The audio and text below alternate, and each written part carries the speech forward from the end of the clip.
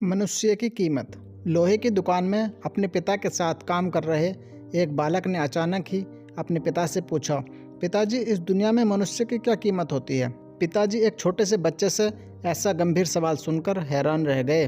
फिर वे बोले, बेटे, एक मनुष्य की कीमत आंकना बहुत मुश्किल है, वो तो अनमोल है। बालक, क्या सभी उतना ही कीमती और महत्वपूर्ण है? पिताजी, हाँ बेटे। बालक कुछ समझा नहीं। उसने फिर सवाल किया, तो फिर इस दुनिया में कोई गरीब तो कोई अमीर क्यों है? किसी की कम रिस्पेक्ट तो किसी की ज़्यादा क्यों होती है? सवाल सुनकर पिताजी कुछ देर तक शांत रहे और फिर बालक से स्टोर रूम में पड़ा एक लोहे का रोड लाने को कहा।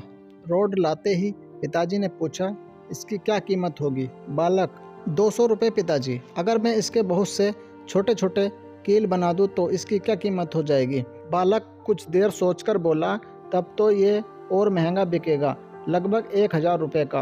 पिताजी, अगर मैं इस लोहे से घड़ी के बहुत सारे स्प्रिंग बना दूं तो बालक कुछ देर गणना करता रहा और फिर एकदम से उत्साहित होकर बोला, तब तो इसकी कीमत बहुत ज़्यादा हो जाएगी।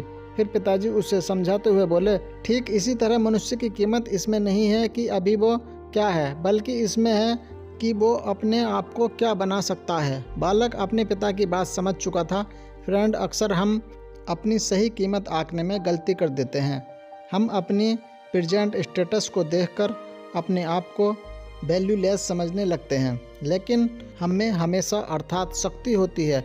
हमारा जीवन हमेशा संभावनाओं से भरा होता है। हमारे जीवन में कई बार स्थितियां अच्छी नहीं होती हैं, पर इससे हमारी वैल्यू कम नहीं होती है।